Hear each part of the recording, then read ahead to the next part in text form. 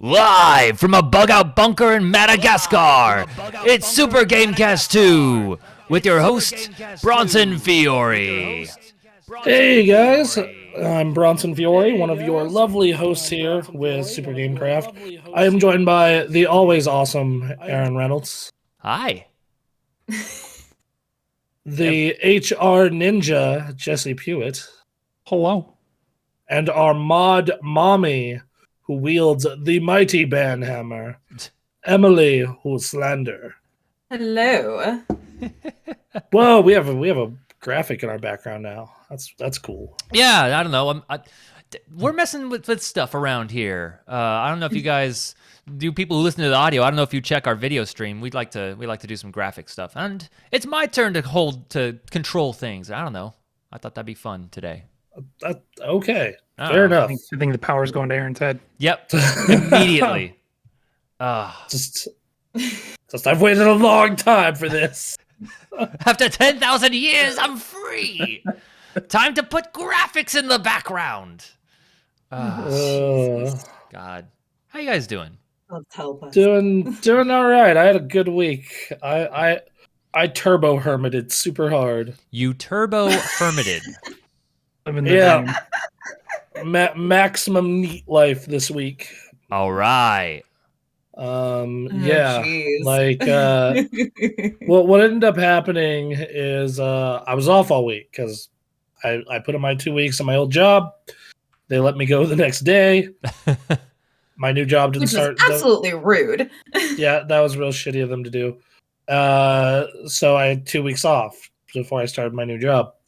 And so the first week I was like relatively productive, did some stuff around the house, cleaned, etc. Mm-hmm. This week I did fucking nothing. Yes. Yes, Okay. it's the dream. Do it. Did fuck all with everything. Okay, like I barely worked on the channel. I fucking barely did some cleaning on Saturday. The rest of the time it's anime or TV or Asmongold on this monitor, MMO of some sort or YuGiOh on this monitor. Let's go. Yep. Ah. And that was the basic long and short of it. That sounds But- beautiful. But by doing this, I still found a way to hurt myself. All right. How did you manage that?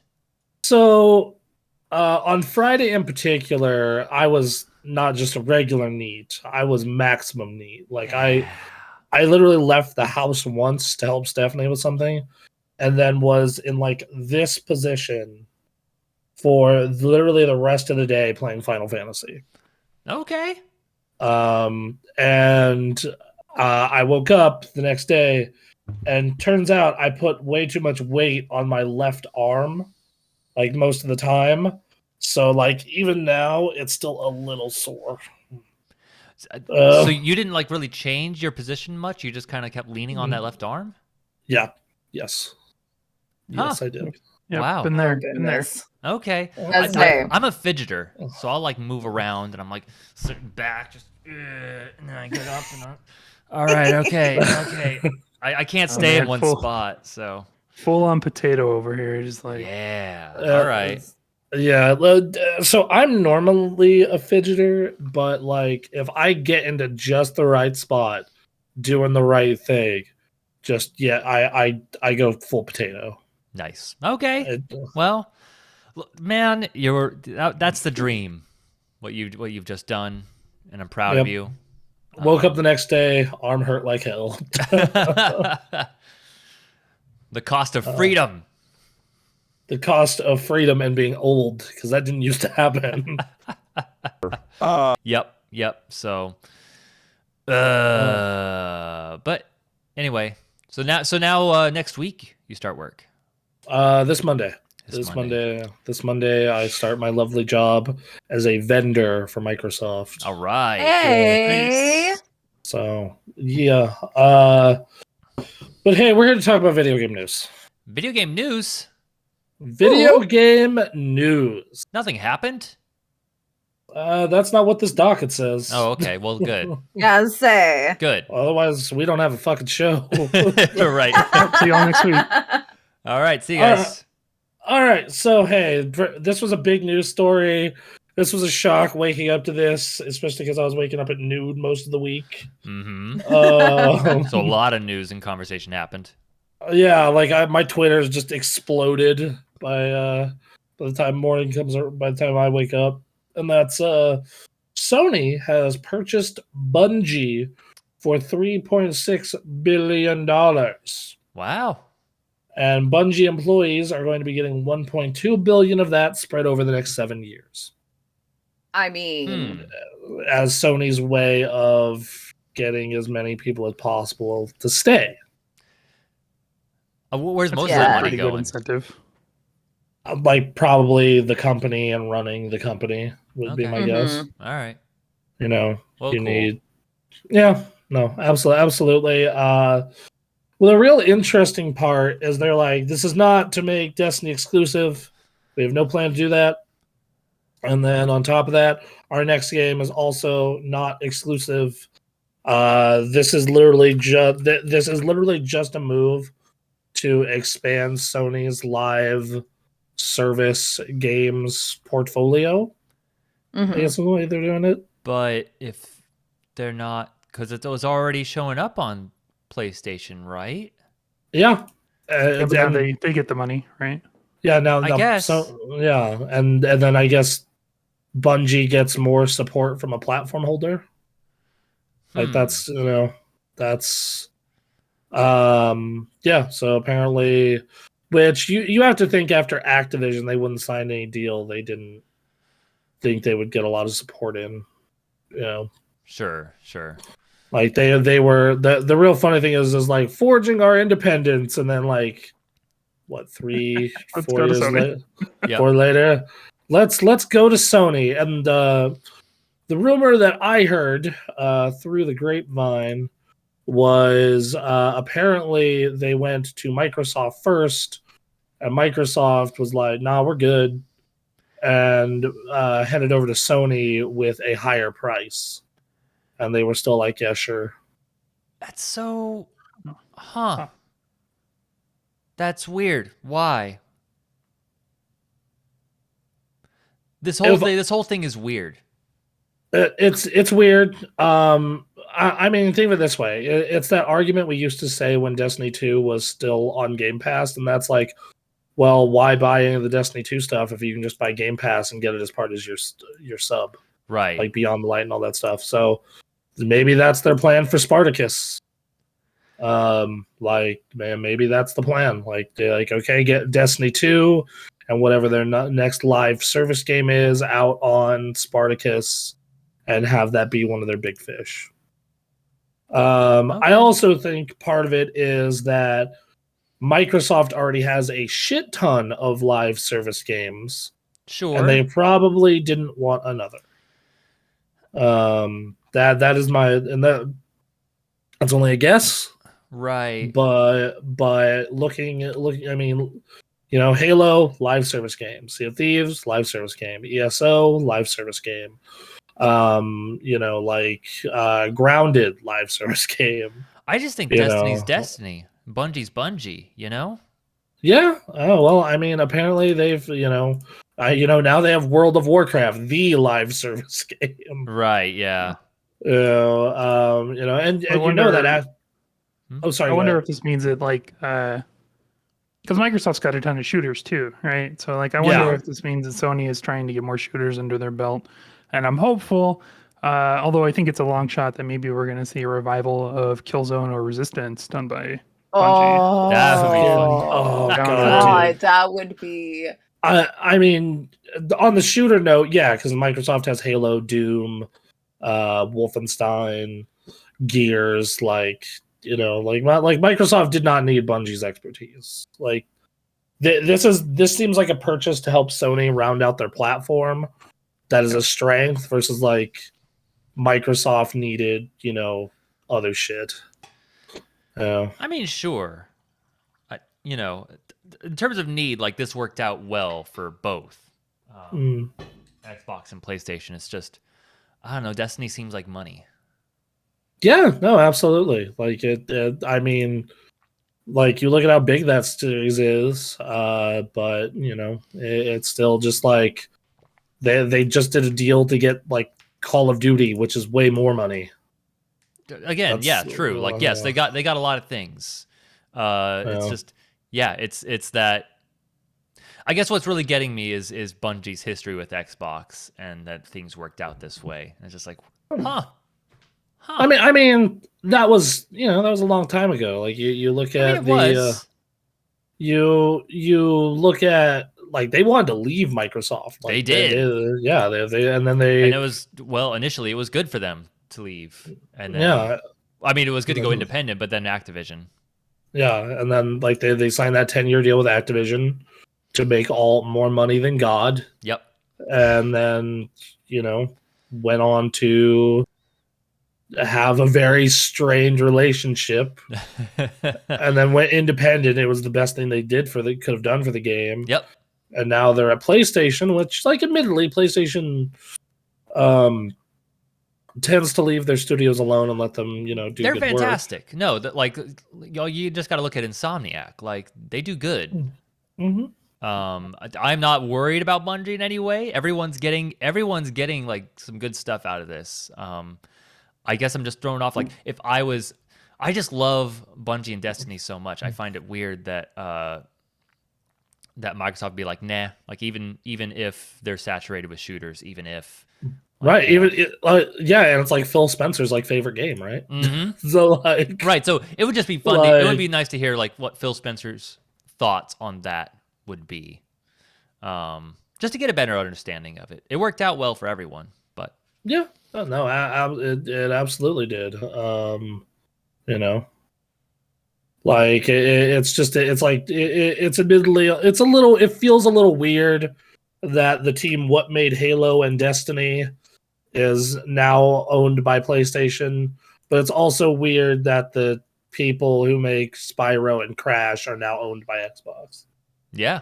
Like it was a weird like mind fuck this past week. We're gonna see some weird stuff happen in these next few years. When Sony came out and said they weren't done with these kinds of reveals, I think, implying that there are more studios that are in the works to be purchased. So have you heard the big rumor about that? No, I haven't. Who? The rumor that's being pushed around is Grand Theft Auto getting Rockstar. Fucking what? No way. That's the big one. No way. Like shenanigans. Like I'm calling shenanigans right now. God damn it. Like there is no way in hell that fucking like I could see timed exclusivity maybe. Like, but first off, I don't think Sony has that kind of money in the bank. I don't know. Even they do a lot more than video games, right? Right. But like I think their market cap is like 30 like what's Sony's market cap? Hold on.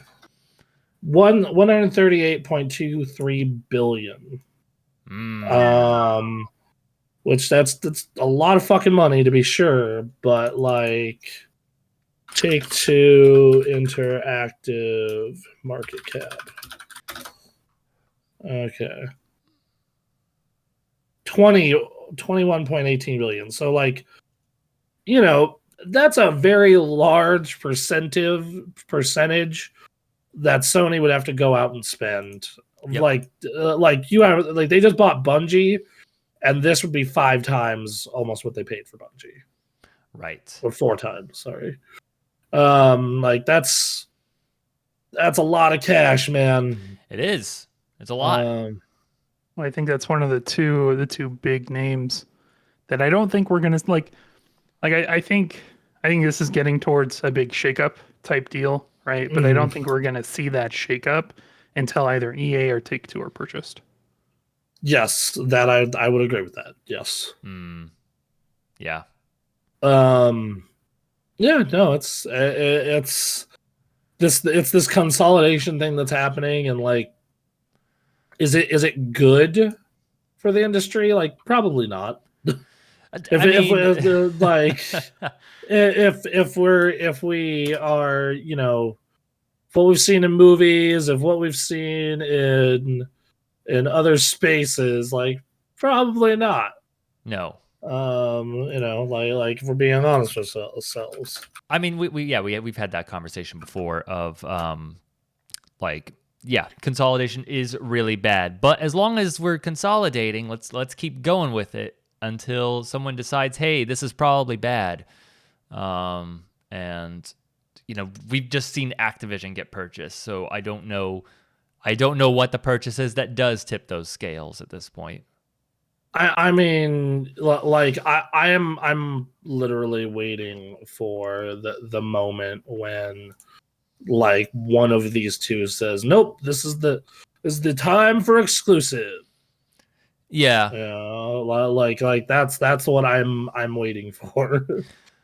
that's the bomb. That is the bomb drop I'm waiting for. Because, like, when did Congress start looking at loot boxes? Was it Battlefront? Yeah, I think so. When that got really loud. When Disney was like, "What the fuck are you doing?" Yeah. Yeah. So, like, maybe it's not the purchases that are going to get everyone up in their shit, but when Call of Duty goes exclusive to Xbox and PlayStation fans are like pissed. Yeah, and here's the thing: who knows if it's gonna go exclusive? If they're just like, maybe this is just turns into kind of what it is in the television space right now, right? Where, like, well, if you want to watch the Book of Boba Fett, you have to get Disney Plus. But if you want to watch Peacemaker, you have to get HBO now. HBO Max. Or whatever the hell it's called. I don't know. I get it for free. I get it for free as part of my phone service, and the only show I care about on it is Peacemaker. Well, so what you're saying is, like, what Call of Duty can be? Are you saying some games multi-plat and some games not? Are you saying? I'm saying as many games as possible multi-plat, but why the fuck would you ever buy Call of Duty on PlayStation when you can get it as part of Game Pass with like a million other games? Oh, I see. You're talking about the Game Pass angle. Like, yeah. Like no, like that's the future thing where it's like, that's what I think. Like, I think that's the smartest plays is, like, get people to play the video game. Like, give everyone access to the video game, but provide the best service so that you can just jump in and go. Because I think that's the best play for both parties. Well, yeah, especially because as video games get more expensive to make, especially, you know, $70 is just the price for now, unless you're Nintendo. And you know, and like, you're looking at $70 as the price for now. $70 a game is fucking expensive, man. Yeah. 75 after tax. Like, I understand why they do it for, like, single player games that don't have, you know, a live service happening alongside it. Yes. But ooh. I wonder if that's the future of exclusivity, not exclusive to a console, but exclusive to a free platform. So, like, or not a free platform, but like a paid for platform. So, like, you can play this on whatever, you know, medium you want, but if you get it on Xbox, it's part of Game Pass, or if you get it on PlayStation, it's part of Spartacus, and it's not on the other service, but you can still buy it. That's because look, people like us are still going to probably buy games a lot of the time. As I look at my bank account from this past weekend where I got my Horizon and Gran Turismo pre-orders in, you know. Yeah, this month and next month are going to suck. Yeah, but like, okay, so that's... I bought Dying Light 2, you assholes. Did you at least like it? We'll get into it later in the podcast. Okay. We'll talk about it later. I played what was on the stream. Okay. Yeah, but like, I mean, okay, that game was what? Was that 60 or was that a 70? That was a 60, as far as I know. Okay, so like that's like, still, like, okay, so Horizon and Gran Turismo, those were 75 a pop. Like that, like after taxes and everything altogether. Like, that's $150 for 2 games, dude. It's just getting to the point where it's like not going to be mass market to buy them individually anymore. Right. If things Like- keep going the way they're going. You know, like, now granted, Sony and a couple publishers are the only one pushing 70. Like Nintendo and Microsoft are both still doing 60. Like you could have bought Halo for 60. But you know, Dying Light was 60. Mm-hmm. But like the fact that $70 is slowly creeping in, like that's not, like, especially right now, everything's getting more expensive. You know, we're still in the COVID recession.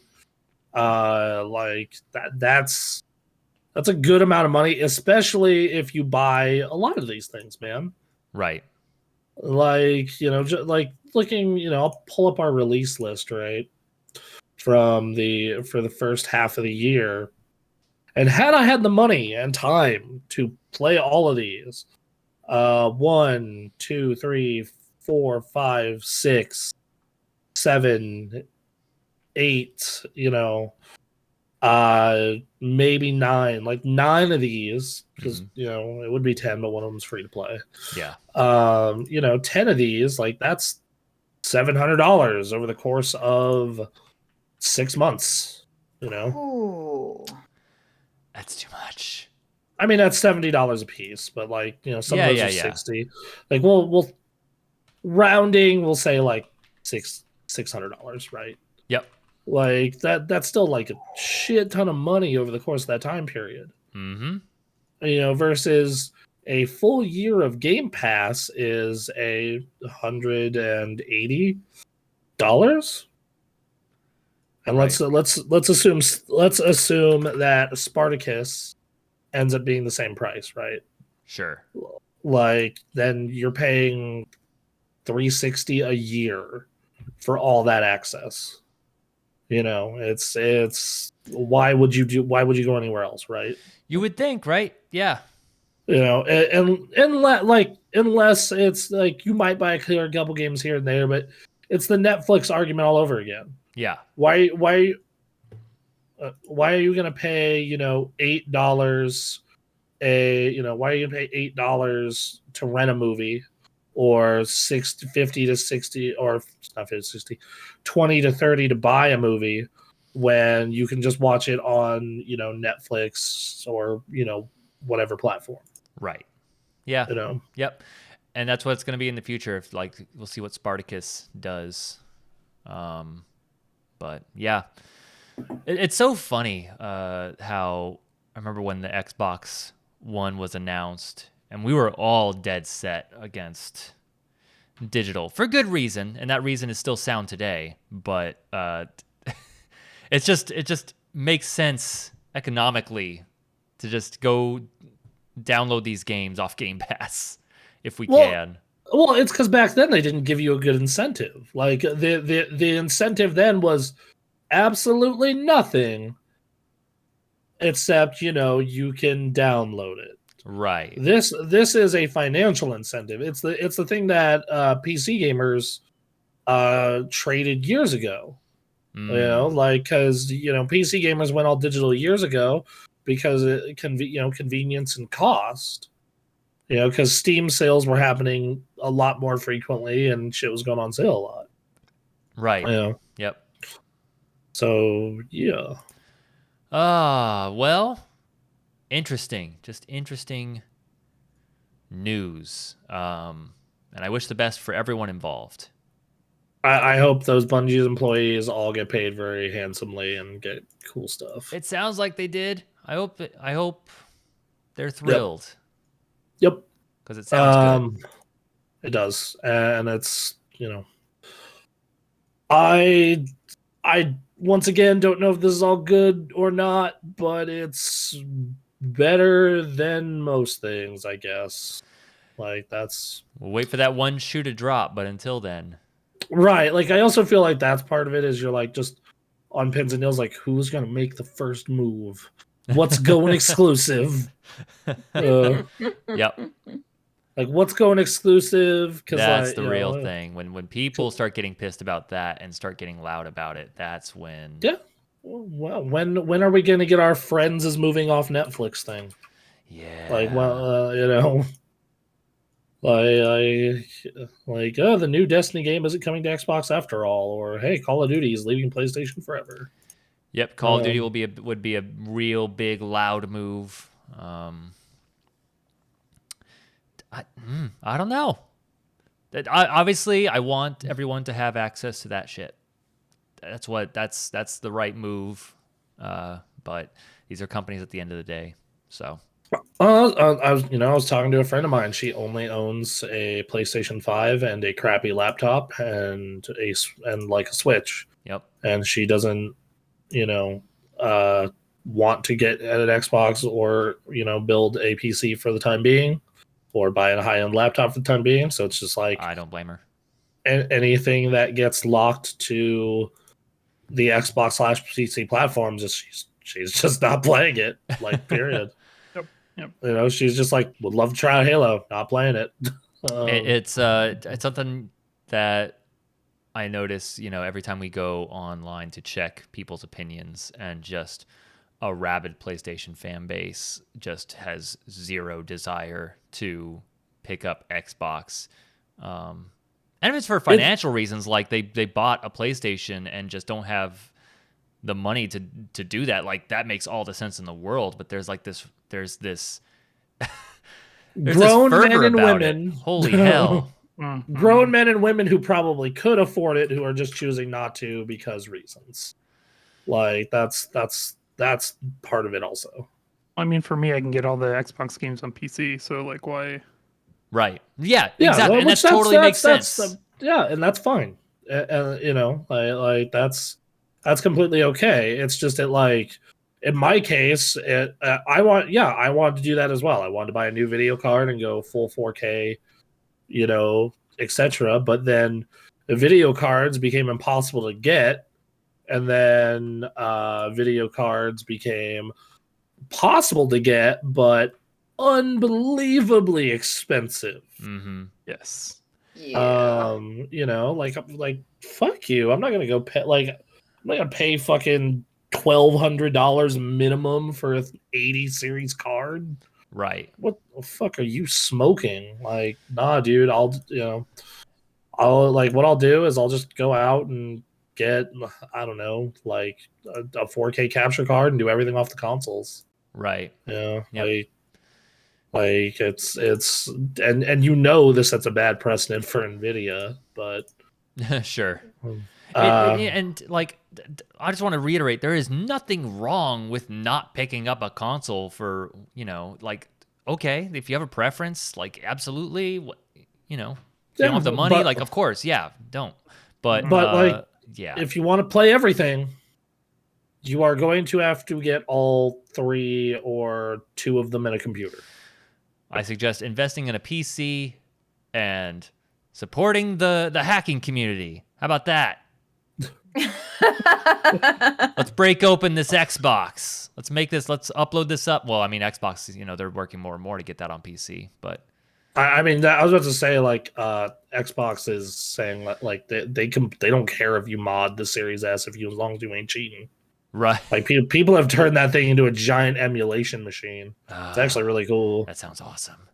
Break open the PS3 then. Right. I want to play my goddamn PS3 games on the PC. Let's go. Yeah, man, you're gonna be lucky if you get those on a PS5. Yeah, right. Fucking god damn it. Yeah. So anyway, it's as part of this news, PlayStation is planning to launch 10 live service games by the year 2026. 10 live service. All right, so you have whatever Bungie's new thing is, and then 9 of their games. Yep. Bring back SOCOM. Give me SOCOM. Look, everyone knows my stance on Resistance at this point. Yes. I mean, I'm in My that phone same wasn't boat. lost, man. Resistance is the shit. So, what do they have that could be used as a live service game? I'm looking through their like owned IP by year. If the rumors are true and they purchase Square, they'll have Final Fantasy 14. Well, true. More rumors. Yes, that's right. Also Warhawk. Mm-hmm. They can do a Warhawk live yeah, that's a game. game. That's right. That would be cool. Bring back Warhawk. Oh my god. That would be pretty sweet. Yo, dog, Coastal- Mag. They're That not, actually they're not isn't bringing the that wor- back, but it's not the worst idea. No, like that game was fine.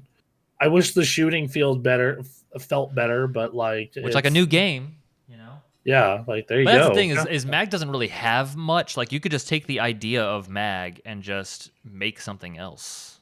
Yeah, just do 256 players, 128 on 128 faction warfare, but like today and like better adaptive triggers. Yeah. Fuck no, I hate those. I know how much you love those. Yeah, they're so bad. Why do people like them? Like it's just like, oh cool, now all my shooting feels inaccurate and worse. Great, super, I love it. Like I loaded up Uncharted: The Lost Legacy collection last weekend, and like those are on by default, and I start shooting the gun in the opening scene. I'm like, god, no. This game's shooting already isn't great. Oh god, like dude, no, like the only game that has gotten me to keep that shit on has been Ratchet and Clank. Okay, that's the only one. Yeah. Every other one, I'm just like, this is horrible. And apparently, I'm in the minority because I've gotten into many arguments about that. One of these days, I'm going to get my hands on it and give you some thoughts, but that is not today. I mean, SingStar was a live service game, but they killed it. Was it really? Yeah, they put out new music for it all the time. I guess technically, yeah, it was.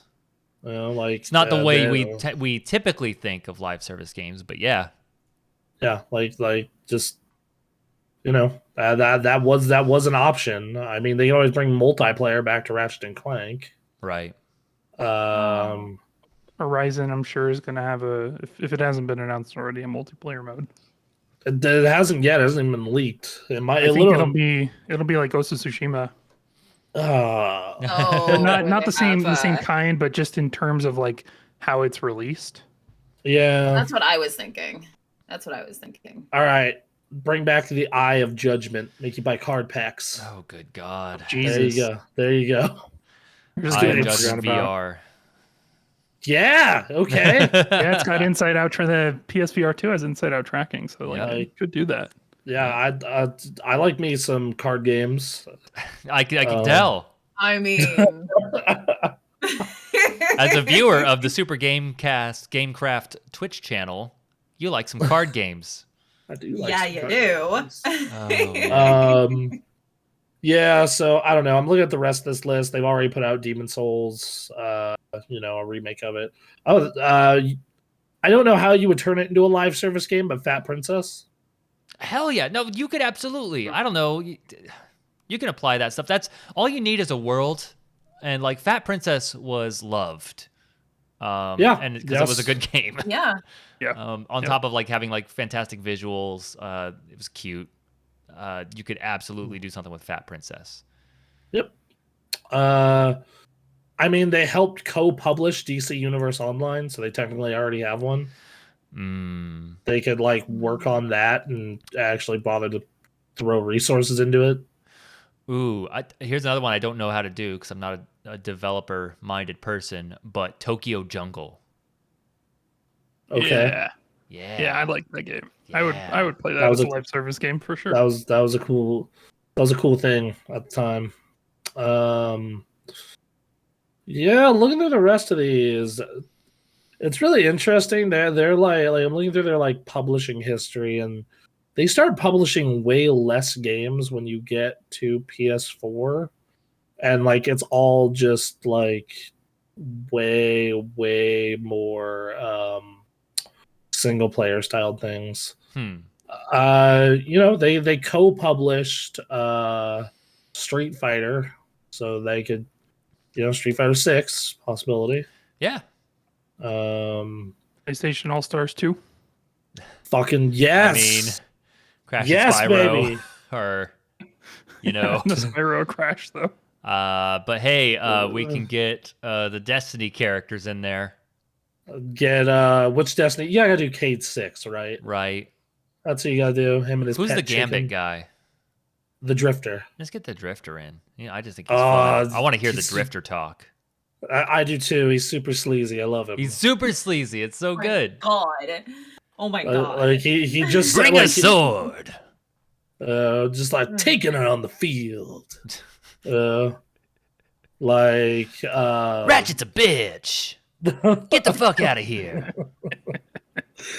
I'm not sure who I'd want more. I want him or Shax. Shax would be funny. Shax would be good too. Yeah. They can't kill if they're dead. Like, Yeah. like he easily has the best call outs. Him versus what's his name from Ratchet and Clanks, the superhero guy. Oh, Captain Quark. Captain Quark. Yeah. Yes. Captain Good team. Copernicus Quark. Thank you very Uh, much. Oh, I apologize. Oh. Great character. I actually wish he was featured more in the new one. Oh. That was one of my favorite. That was one of my few complaints about the new one. Yeah. Aw. That's of the characters I do recall, that's like up there. Yes, that they do a good job with the new characters, especially the pirate one. Oh yeah. I'm trying not to spoil anything, but like the pirate robot. Sorry, excuse me, French pirate robot Okay. is pretty great. But yeah, so I don't know. They got options. I would love to see a PlayStation All Stars 2 with some actual money and resources and Yeah. talent behind it, because that game kind of got done dirty. That game got done real dirty. Just a little. I have the platinum on the Vita version. Do you really? I do. Holy I shit. used to play it at college and on the bus, and you couldn't like I just didn't play it at home much, and now you can't get a lot of those trophies because the online is turned off. So now the PS4 version will be forever without the platinum for me. So yeah. Anyway, that's hopefully those go well for Sony. That is a real hole in their portfolio, and it's kind of caused me to not play my PlayStation much this year, because I picked up those two big launch games, Demon's Souls and Spider-Man. I picked up Ratchet and Deathloop, and that thing has not been fucking touched otherwise. Okay. Jesus. Well, I mean, there are some releases coming this year. So Yes. soon, actually. I was gonna say within the next couple months, if I know releases correctly. Like two of them are back to back, basically, with Horizon and Gran Turismo, which they had that Gran Turismo State of Play this week, and Oh yeah. that game looks was so that? fucking good Does it? visually and like as a video and like as a fun video game. They have this new mode that's like a rhythm game with a driving game, and it looks really cool. Okay. So all right, well, anyone have anything else on PlayStation Bungie live service?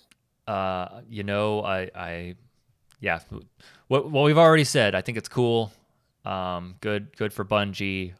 I hope they'll have ways of delivering, Destiny to everyone.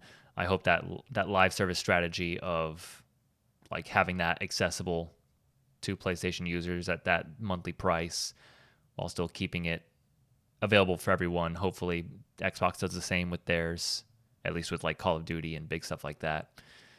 Mm-hmm. That's the hope. So we'll see though. Yep. Yeah. No. Here's hoping that this Cold War doesn't turn into a hot one. Yes. Look, if for no other reason, to keep a congressional eye off of them. Lordy, yes, that is probably the best reason when you think about it. Yeah. Hey, we played the Grand Theft Autos on the Twitch channel quite a bit. Sure did. We Yes, did. you did. We did every heist that was available on the time at the time. Mm-hmm. Sure did. Well, so some good news regarding the Grand Theft Autos. Okay. Oh. We have finally gotten confirmation that GTA 6 is in development. Oh, that's Yep. right. It is well underway, says the fine folks at Rockstar and Take-Two. They wouldn't give any other details, but it's well underway, apparently. So, finally is right. Jeez. Which, yeah, you know, the finally part, definitely for sure. Yep. Because like, what is that? That's, let's see here. That is 7, 8, 9 years since the PS3 360 launch of GTA 4. Oh God, really? Yep. Has it really been that long? Yep, it came out in 2013. Wow. I remember because I worked a swing shift at AT&T, and I got out of there at 11:30, and Theo and I booked it to GameStop as fast as we could, and got there right before it closed out and they sold their last copies. Wow. Oh my God. And then we stayed up all night playing it. You would. And then like the next day, I like go into work tired as hell, and I'm like, dude, did you get that Mr. Chang character? And then we realized our friend Kenson, who used to party with us, was basically Mr. Chang if he could speak English. This dude once bought an entire couch worth of, and I'll explain why I say couch worth of liquor to a party. Okay. All right, so story time. So we used to do these big nerd parties, as I talk about, where they're just like, you know, every nerd, tabletop, video games, etc., going around, right? Mm-hmm. And what ends up happening is our rule was you had to bring something relative to your group size. Kenson decides instead he is going to bring something 10 times the size relative to his posse size. I mean, you're not going to say no. Right? This dude rolls in with a cooler the length of a couch. Okay, and it's almost as tall as the couch. And he just rolls it in, drops it off behind Tori's couch, whose house we used at the time to run these things, and just full giant cooler full of beer and liquor, filled to the top. Awesome. It was incredible. Just, I think there were a couple of sodas in there too, but mostly liquor. Okay. So wow. Yeah, God, those parties were awesome. They sound great. They were so dope. See, all I'm saying, Bronson, is you move up here and we start it up again. If you can find us a venue, I would be so down to do that shit. Emily, can we find a venue? I mean, we can certainly try. Like, you need to find a place where we can, like, well, first off, I need to get integrated into your nerd community up there, which I'm sure is easy considering. I'm sure my friend up in Shoreline wouldn't be opposed to throwing parties again. We are adjacent to, well, I can't speak for the rest of y'all, but I am adjacent to games communities. I'm not in them. That's fine. I'm you just also adjacent to games communities. Mm-hmm. So. Look, man, you just need to go to those communities and be like, hey, can you be cool for an entire night while getting wasted and playing video and tabletop games? Come to this address. I mean, our communities are probably in their 30s now, so yes, we can. Yeah, so probably. Yeah. Actually, I'm in 2 games communities, so I'm sure one of them will be like. There you go. Throwing a rager. Yeah, like the way we did it is like it started out as like just my friend group, Tori's friend group, and then Ray's friend group, and then we started going to like the local cosplay meetups and the few local cons and SAC Anime, and just like got our contacts list fully extended. And then like within 6 months, we do the first nerd party 1 at Tori's place. And we look at the Facebook invite list, and it's like 135 people. Yeah. Damn. Yeah. I think the problem is it's gonna if we invite a bunch of 30-somethings, it's gonna be smaller too. Because man, as you guys know, it is hard to get people together all at one time. Well, no, just a little. Actually, we figured out a way around that too. Okay.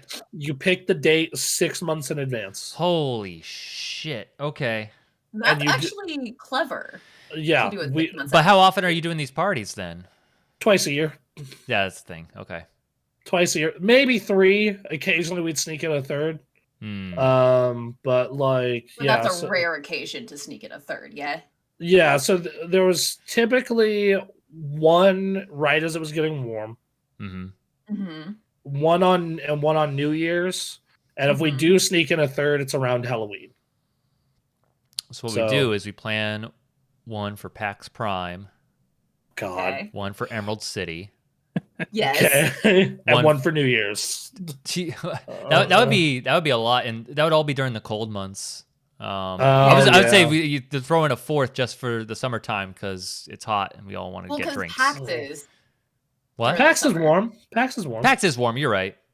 Yeah, but that's like later. Labor Day weekend. Yeah, it's just later. I don't know. That's how you. What about E3? E3 time. Yeah. Oh. Yeah. Yes. Everyone, let's fly down to Los Angeles. Well, see, now you're talking about a whole different party. All right. Yeah, now you're talking I'm about. not against this. Let's go to the JW and the hobnob with Titanfall people again. I don't know what's it take to get a press pass these days. A lot. Yeah, I bet. A lot. They've also opened up E3 though, haven't they? Yeah, the public tickets suck though. They do. Those you get in later and they're fucking expensive and like it's this whole fucking thing. Sure. It's that's if E3 comes back. Yeah, that's if E3 comes back. You know. Well, okay. So what is Jeff Keighley's game thing? Whatever that is. I think that's digital. That's online for right now. I don't know. If I was Jeff Keighley, I would think the moment we start going back to physical, like he tries it. Okay. I will say that like I do remember at the hardest part about these parties is like one, getting an even balance of what people are bringing. Because our rule, we had just had a general rule: you need to bring something relative to your group size, either food or booze. We have a couple select people doing entertainment, so don't worry about that. So okay, so what's the math? If I bring a 6-pack of beer, what is that? Is that one person? That's like 2 people. Okay. That's like 2 people for a 6-pack beer. All right. One pizza, like pizza depends on the quality of pizza. If you're coming here with Domino's or a local place, one pie is like 3 to 4 people. If you're coming here with Little Caesars, you better be bringing like 4 of those bitches. Domino's 3 to 4? I would say Domino's like 2. Well, Domino's like 2. Yeah. But we had a guy come with like a pie from a local place, and we're like, okay, that counts as like 4. Okay. Yeah. If you're going local, hell yeah. Yeah. Sure. If you're going to Little Caesars, you better have 20 hot and ready pizzas. Yep. We actually you have no excuse. Okay, dude, we actually did that once. One of those parties, it was one of the ones when we actually managed to get like, I'll call it like a pseudo mansion. Like it was the biggest fucking house you've ever seen. Okay. This dude we know was renting a room in it and convinced his roommates to let us throw it there.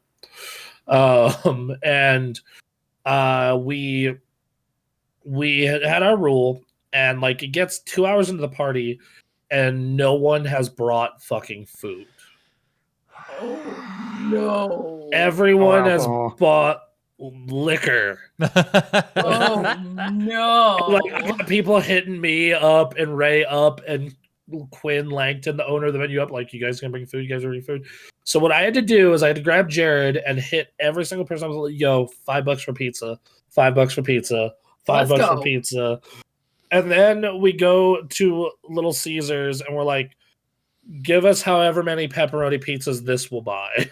Mm-hmm. And it ends up being like $68 in Little Caesars. Nice. And we, which like 12, 13. Yeah, like 13 pizzas, yeah. And like we have to sit there for an hour while they make them. And then we leave with 13 boxes of pizza to drop off at the party. These poor minimum wage Little Caesars people, like, these fucking assholes. All right. Probably showing up 15 minutes before close. Yeah. What time does Little Caesars close? Because we showed up at like 9:30. Oh man, they have to be late, right? Yeah, like you would think. Like it was But yeah, we're Least 11. Little Caesars is some dirtbag pizza. That's something that you get, late at night. You're heading home, and you're just like, fuck. It was pretty late when we got back. I want to say that was the New Year's party. Oh fuck, dude. Okay, yeah, they apparently close at 9. So yeah, we did apparently get there. Like, well, you said it was New Year's, right? Yeah, it was New Year's. So they might have been open later. It might have been open later. Yeah. Holy I remember shit. it being very dark and very cold out. That's what I remember. Also, that's that's about right for New Year's. That's pre-pandemic Little Caesars too. Like, I don't know if they may have altered hours. So since that's then. true. Yeah. God. It was. Oh Lord. Yeah, it's the same thing as I've told this. I'm not going to repeat it now, but I've told the story of Everclear guy on the podcast. Yes, you have recently. Yeah. Just no. Yeah. man. When you come out here, there are a couple different gamer bars and areas like we can check out to network and get to know people. Like you got. Yeah, no, every party needs an Everclear guy.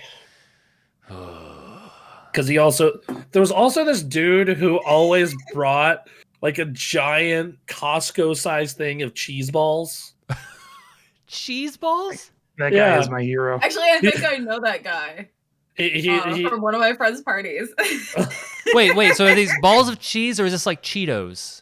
They're like Cheetos. They're like Cheeto Puffs. Okay. But like it's like this big for those of you who are doing the video version. Yeah. Like so, it's like the size of a human torso, and he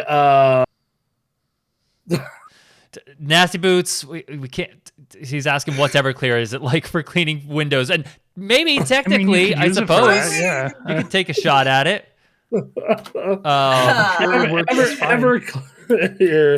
Everclear is a type of liquor that is typically like 160 to 190 proof. It's not great. Good. It could strip the paint off a shed, probably. Holy shit! No. Though,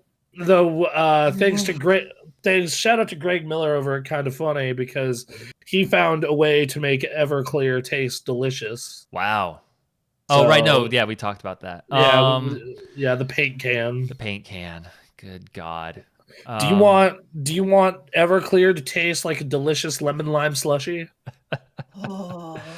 It's a shame that we're entering our 30s now, because when we were entering our 20s, there's no caution. Like, just throw it to the wind and let's go. I don't know. And go Everclear. as reckless as possible. Yeah. Let's eat this garbage. See what happens. And now we're in our 30s, and it's like, fuck this. Yeah, Bronson, tried that Everclear now. Okay. I mean, look, I'm probably not going to make PAX this year due to finances. Yeah. But if I do make PAX this year, we can make the paint can. Let's do it. Man. Okay. Let's do it. Let's make the paint can. Okay. All right. We have Potchine. What's Potchine? Potchine. I want to know what Potchine is. I've never heard of that. Bronson, what's the name of Nasty Boots' channel?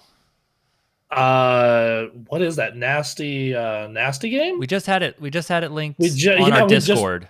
We just promoted it because they did that new video. It was pretty good. Yeah, Nasty Boots has been a part of this community for quite a while, and they just made a video of them playing some Resident Evil 8. It's funny. Check it out. Good times. I need to find the name of that channel, but yes. So, back to get on topic. Topics before we got into the party hole. Yes. Trust me, I do an entire podcast about those fucking parties from back in the day, son. Sure. I'd probably throw in some stories. Some of that shit we were doing was dangerous. Some of the shit that I went through was a little on the dangerous end. Right. We actually had a dude get blackout wasted in a like Goku gi t-shirt and like fucking passed out drunk in the yard, and we looked over at him and he literally was doing the Yamcha pose. The dead no. Yamcha. And because of that dude's nickname, and he hates this, by the way. I bet he does. Is Yamcha. Mm-hmm. So look, don't get blackout drunk in a Goku gi. I mean, I can't think of a better way to prove you're human and not Saiyan than not handling your liquor. So the other piece of Rockstar news is we finally got a date for GTA 5 for the next gen consoles. All right. It's March 15th. They also gave some other details, which these are welcome improvements. Okay. First off, technical specs. It'll have new graphic modes that support up to 4K and frame rates up to 60 FPS. Players can also expect improvements in texture quality, draw distance, HDR, and ray tracing. Ooh. In addition, it will have faster load times, 3D audio, and advanced haptic feedback. People love that feedback. Yeah, it's great. I love it. It's so good. Let's make video games harder to control. That's a super good idea. Okay. Progress carries forward. Mm-hmm. PS4 and Xbox One users can transfer their GTA 5 story mode progress and their online characters to PS5 and Xbox Series X through a one-time migration. So it has to be platform of choice. So PS4 to PS5, Xbox One, Series X. Makes sense. But it does carry right over. There's also going to be a free standalone version of GTA Online coming to PS5 and Series X. It's only free for the first 3 months. Sorry. Oh. And like GTA 5, GTA Online is being upgraded. First off, players can skip the lengthy GTA 5 story mode prologue that was previously required before to get started. Instead, there will be a newly designed GTA Online tutorial. Additionally, newcomers will enter a career builder that lets them choose biker, executive, nightclub owner, gun runner to start, and they will get a, quote, sizable gift of GTA currency when they boot the game up. Returning players will have the option to restart to make use of the new career builder option. Wow. Along with that, it is also going to include a new House Special Works, which is located at the Los Santos car meet.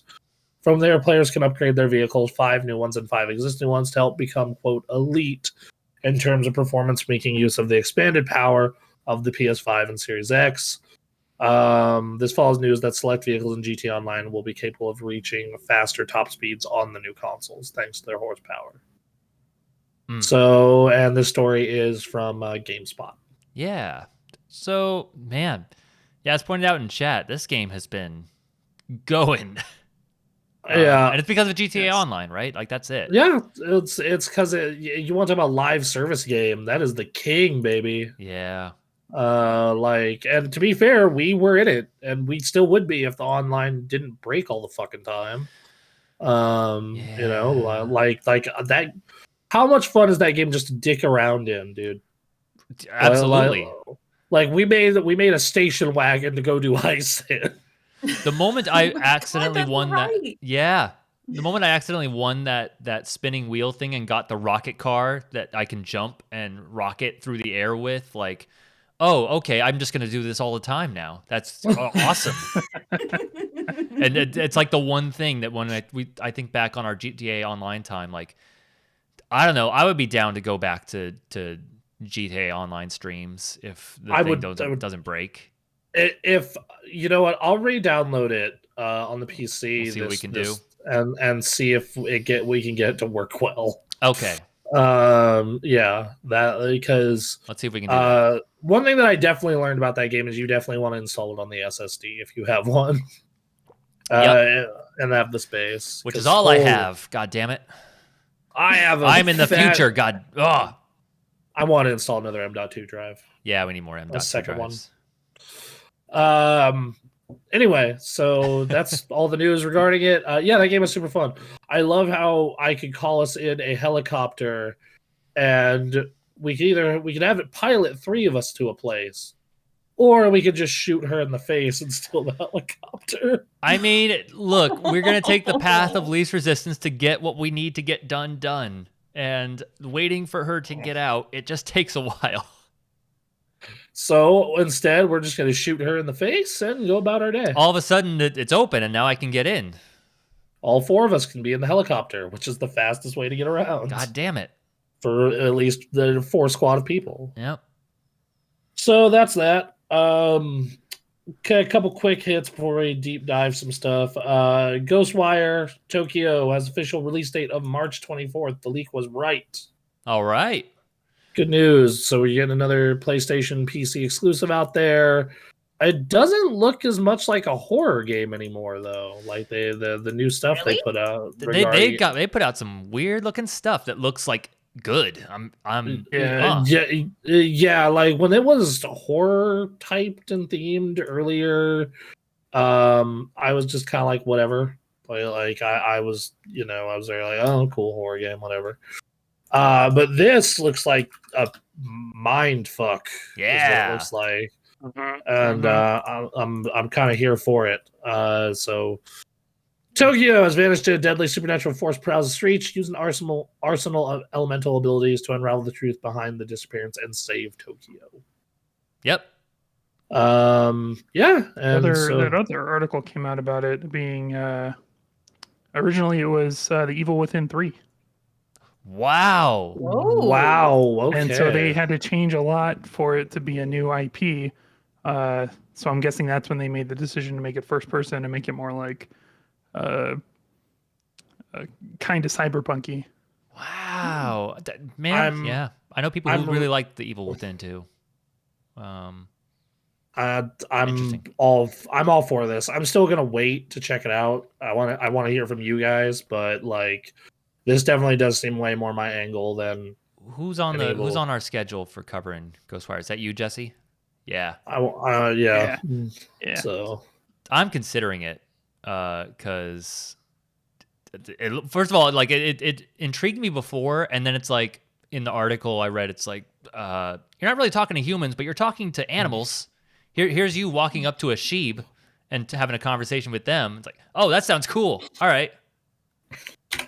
So yeah, I don't know. I'm excited for that. Yeah, it's both of you guys actually. Both of you are listed. For me, Persona 4 Arena Ultimax comes out the week prior, so like, nah, son, I'm good. Yeah, I'll say you're gonna be playing the shit out of Persona. I'm gonna be going through the world's longest fighting game story. Yes, I really enjoy. Nasty Boots really enjoyed both Evil Within games. I thought they were fun to watch, but I wasn't a big fan. But I'm also not a big horror guy. Right. Yeah, I think for people who are horror fans, like that was a good. Especially Evil Within 2. Yes. I played Evil Within, I want to say it was 2 at E3. Okay. It was one of them. Yeah. Yeah. I was like we had that appointment with Bethesda, and I played those, and I was like, that seems like a video game that people will like. Yeah. Like, it's not for me, but yeah, it's not the game we thought it was. What, Ghostwire? Yeah. Yeah. But it looks I don't know. Yeah, they've certainly changed how it looks as we've gotten closer to release day. But I don't think it's for the worse at all. I mean, it convinced me to actually want to give it a try versus, being like, nah, I'm good. Right. So, yeah, it's got a date. It looks good. I'm going to look forward to that when I eventually get around to it. And we are going to be covering that the week it comes out. Does that come out on a Tuesday or does that come out on a Friday? It comes out on a Thursday. It was okay. No law anymore. It's just... Dude, I'm so like these times, shit. for like over a decade of covering video games. Like it was like always Tuesday. Yep. Tuesday was the day. Occasionally a Nintendo game would come out on Friday. Yep. And now it's just fucking anarchy. You can just do whatever. And on one hand, it's great. It's just that when we have to plan for this stuff. Yeah. Like Lost Ark comes out on Friday, unless you're like me and you bought a Founders Pack, in which it comes out on Tuesday. Sure. Okay. So, yeah. All right. So, This next news, my fantasy critic is already hurting. Suicide Squad has possibly been pushed to 2023 by Bloomberg, according to Bloomberg. Sorry. Ooh, that's a real bummer, especially because I feel like that team has been working on that game forever now. Right. Like it's been 6.5 years since Arkham Knight. They haven't done another game since. Like, I'm just wondering, like, okay, what is taking this so goddamn long? Yeah. And yes, Ghostwire does look solid and bizarre and fun. Yep. I will agree with that, according to the chat. So that's that. Bummer. Yeah. Not like we don't have a ton of fucking games to play right now. Right, exactly. True. You know, give them the time to make the game they want. It's just wow. Yeah. So next up is World of Warcraft. Mm-hmm. And Warcraft in general is apparently getting a bunch of new content this year. Okay. Which God knows it needs it. Sure. It does. So, first thing is they are planning on. They're confirmed a new Warcraft mobile game is releasing this year. I don't think that's the worst idea, depending on what it is. Because, like, if they put pet battling as like a phone app, like, how unbelievably sick would that be? Yeah, and I mean, you've all got phones, right? So like, very good. Well played. I couldn't resist. I'm sorry. It's okay, dude. Trust me. I remember coming out on the podcast the week after that, she'd be like, "What the fuck?" Yeah. So all right. But they're doing a mobile game. They're doing a bunch of new content and stuff for World. Oh my god. What the hell is that? The dangers of having a Bluetooth speaker is that people will just come in, connect to your speaker, and they won't hear it, and they'll turn it up all the way. So, no! That has been happening more and more frequently this last week.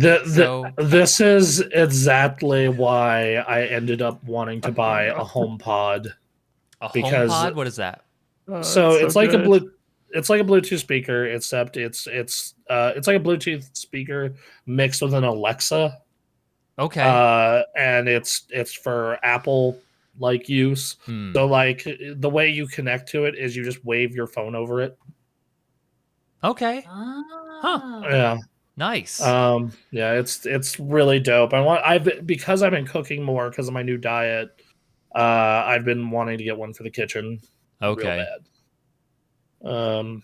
Yeah, so I will eventually get to that, but you know, that's like Stephanie has a Bluetooth speaker and we make sure to turn that goddamn thing off unless it's in use. Right. Well, that's the thing is I wasn't using it. It was off. And so I'm going to see if I can rename my Bluetooth speaker so that people are disinclined to be like, is this my speaker? I don't know. Let's try. Whoops. I killed the person above me. Oh, that's a shame. I'll connect to something else. But anyway, yeah, they're planning substantial new content for the franchise, including new experiences in WoW, Hearthstone, and a new Warcraft mobile game. I don't know how I feel about mobile, and I'm gonna have to see what it is. As for Hearthstone, power creep has hit that game so unbelievably bad.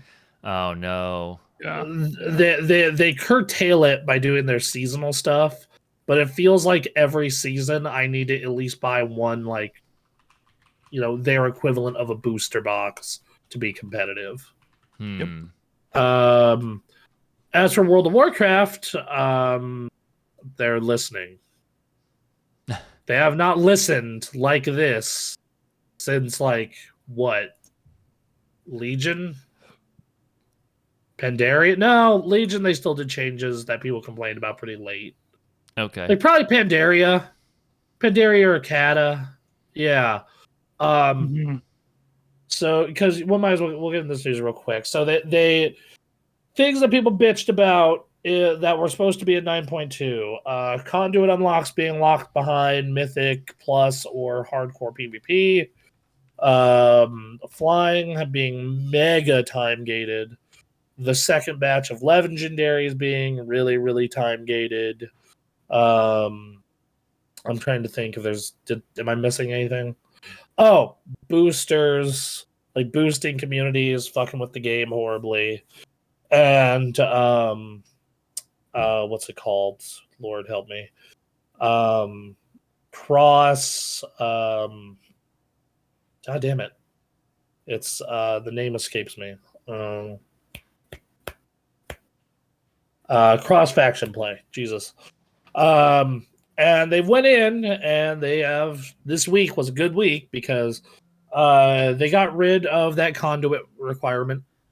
So it used to be you had to hit Gladiator or hit like a plus 20 in Mythic Plus to get that item that fully unlocks all conduits at max item level. That's no longer the case. You just have to get revered with the new faction. So fix that. They heavily dropped down the flying requirement. It still is reputation based, but they fixed that. They went in and also they're going to be adding cross faction in 9.2.5. They're banning boosters as of today, or as of like this week, the day they announced it, and did Mythic Plus runs this weekend, and I am seeing far less groups advertising. They're still there for sure, but it's a lot better at least. They're not outwardly doing it in trade chat at least. That's something. Like you have to go to the group finder and you'll be like, yeah, boosting, get carried. You know, but still better than what it was. Yep. The only thing that they have not caved on is the legendary grind. The second legendary. Right. But the fact that they're doing this in the PTR and not like later is a massive step up. I will take it. You know, and I'm gonna go more into World of Warcraft stuff when we do what we've been playing. But yeah, so like Jesse, you had some commentary on this before the show started. Yeah, I'm glad that they're making the changes, but it feels like this constant Blizzard cycle where they just absolutely refuse to acknowledge what the players want. They're like, oh, you don't want that. Like, you don't want to play WoW Classic. That's not something you want. Turns out it's a fucking huge deal. Like, oh, dude, no, that will ever be a meme. You think you want that, but you don't. And it's the same every expansion, every patch cycle. Players are like, when they look at the PTR, they're like, the system is bad, you need to fix it, and here's an easy solution. And like, nah, it's fine the way it is. Or okay, we hear you, but you're wrong, and this is why it's good. And then like 5 or 6 months or 1 or 2 patch cycles down the road, they're like, you know what, you were right, we're gonna fix that. But it's like it's too little too late, man. Like, yep. It's really frustrating that continues to be the cycle. It's like it. I've realized what it is. I basically have figured out the 2 best times to play World of Warcraft. Like entirely. Like I finally figured it out. Right at the launch of an expansion. And because that's when everyone's playing, everyone's into it, and like everything is fun no matter what. Yep. Like, period. And then whatever the last patch is.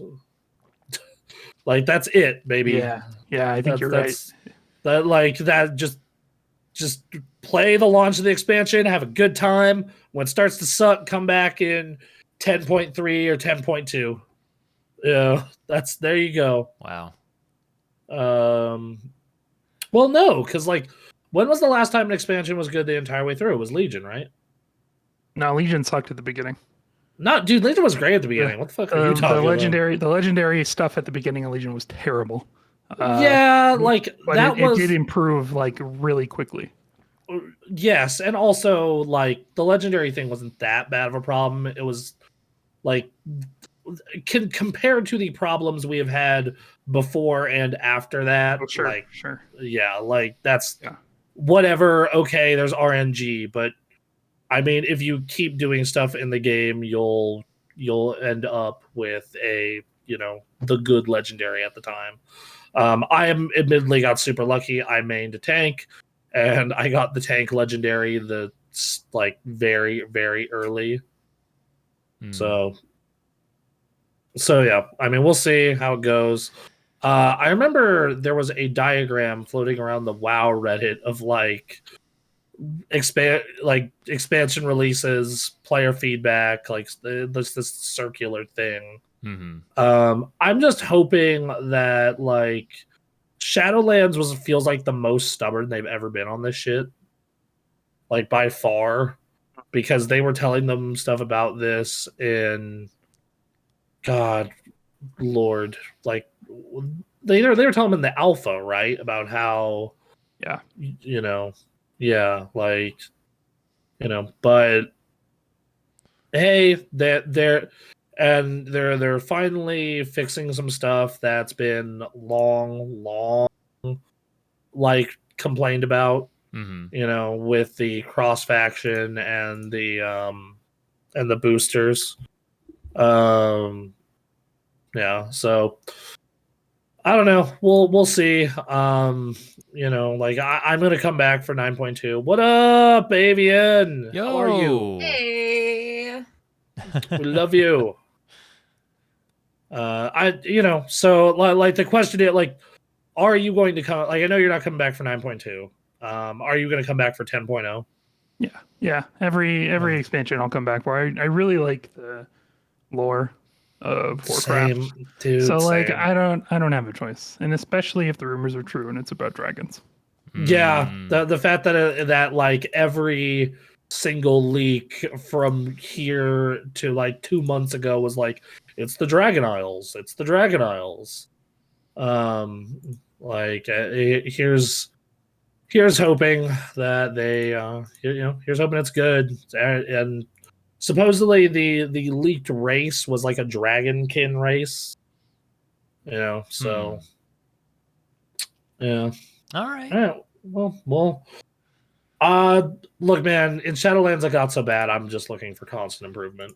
Yeah. Like this is the first meaningful like break from this game that I have taken. Like, and by break I mean like not playing it in a progression fashion, I guess is the way I would describe it. Mm.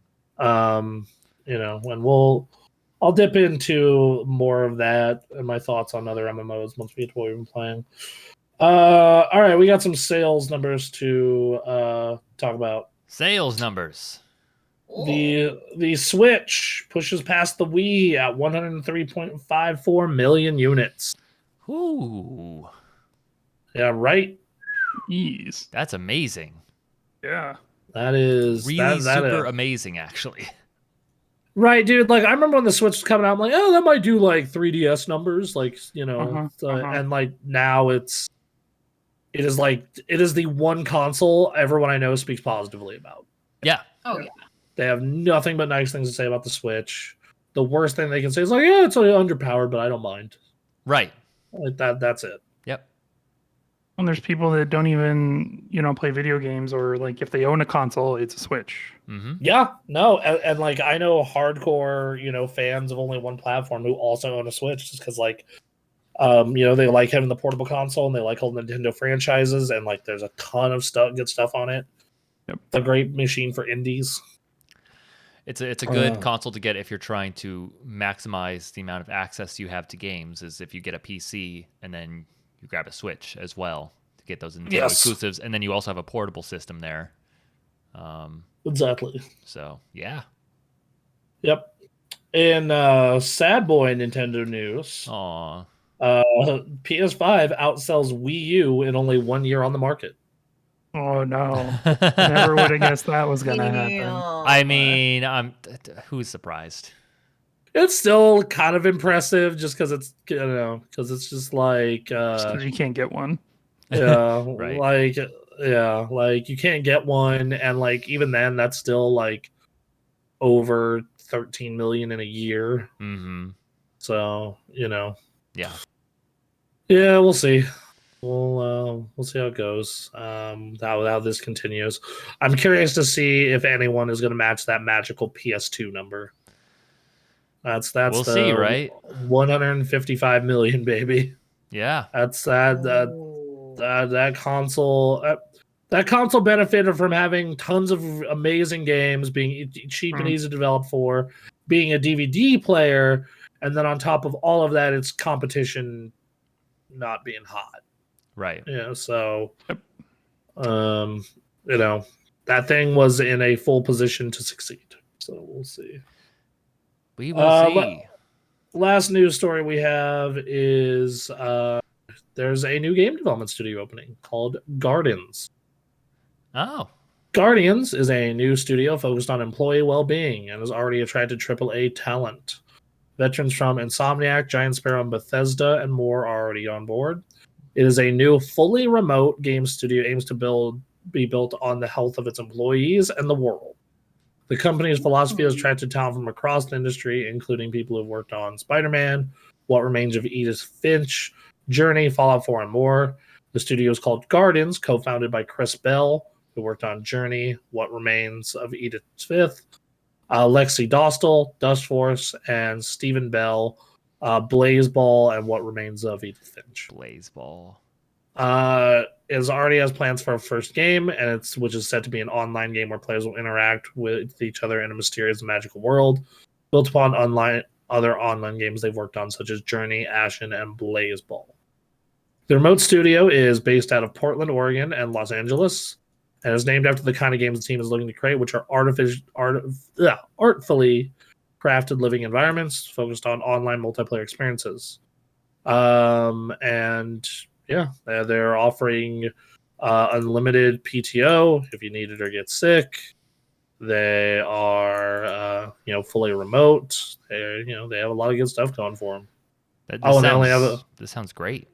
And they also are planning to have only a 35-hour work week. Sure. So, all right.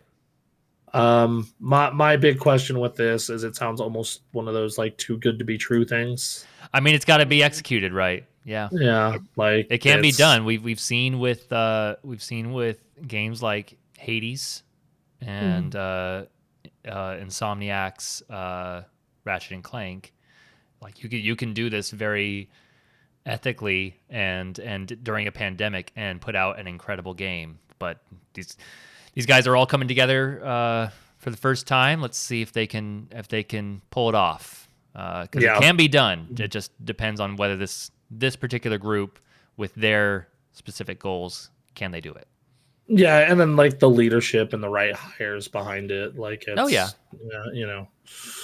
it's man. It sounds cool though. I'm liking this art that they got for it. Mm-hmm. So yeah, that's I'm curious to see how it'll run.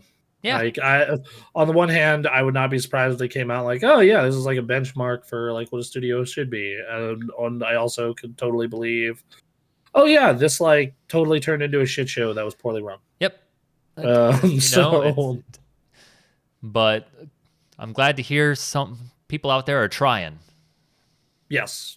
Absolutely. Yeah. That's what I'm here for. All right. Hey, guess what? What?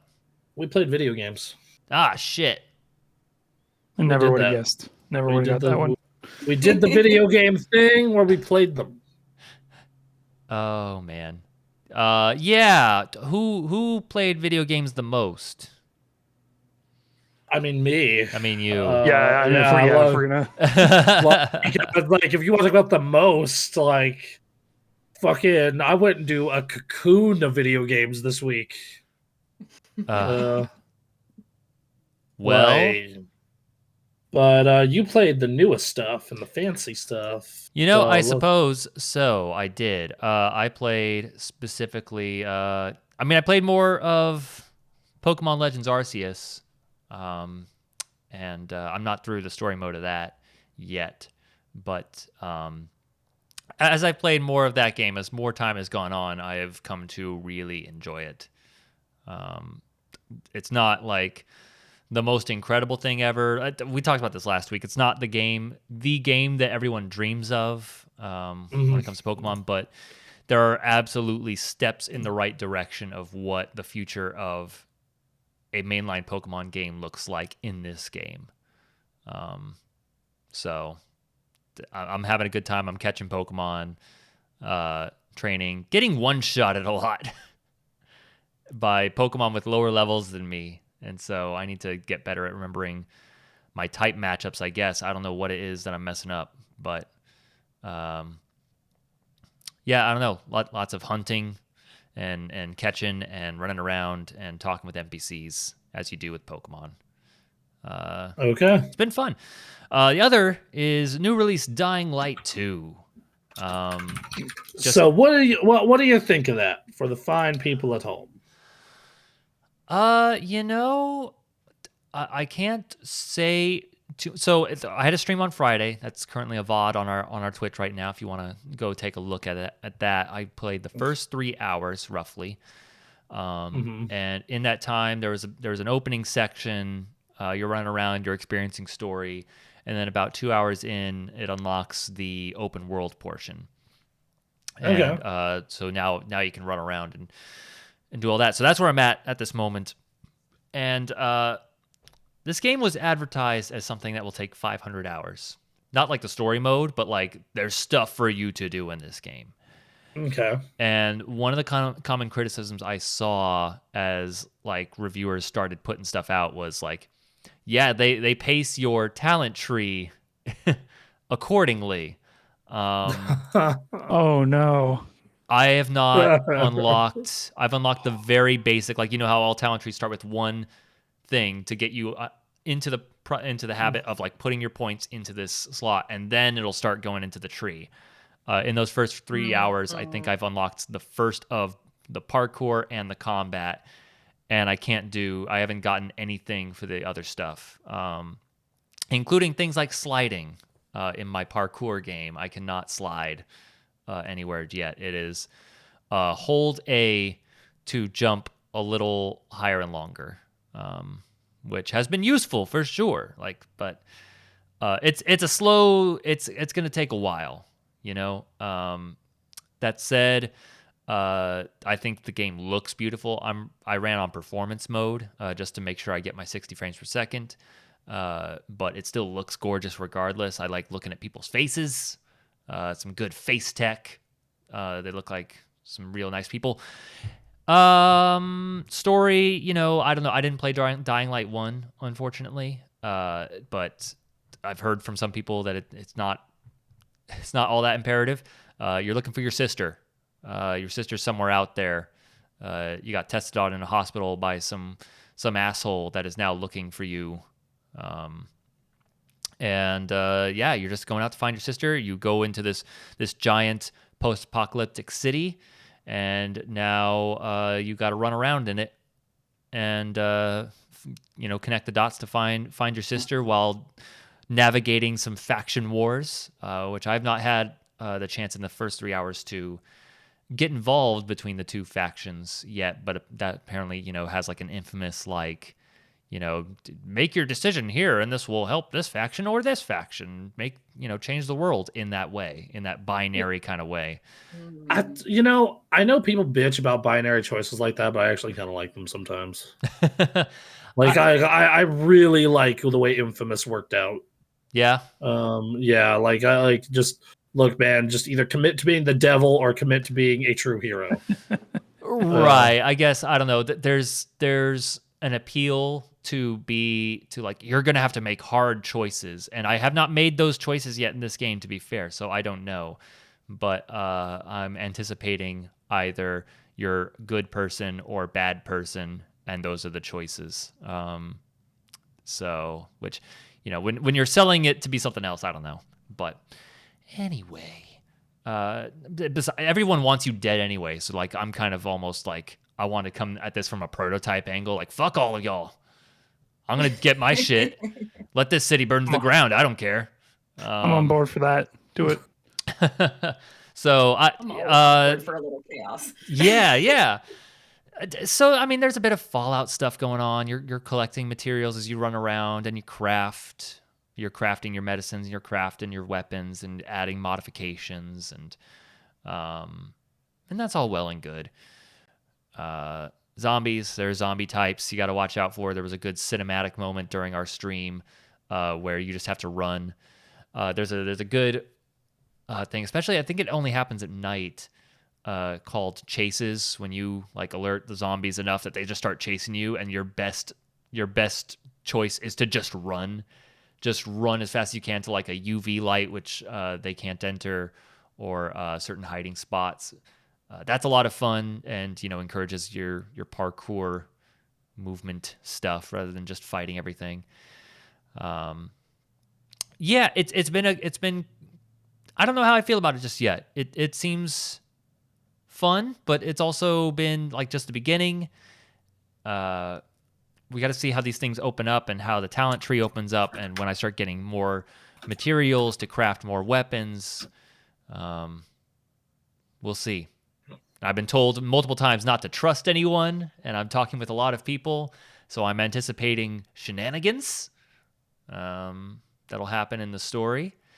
I'm very the key thing for me is what is moving around this city like once I get that parkour talent tree like more and more unlocked, because that's what I'm really here for, is some real nice fluid movement.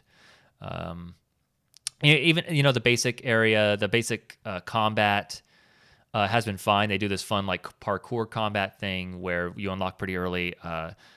Guy comes at you, you can lunge, you can parry, and then jump on them, and then jump off of that person to drop kick into another person.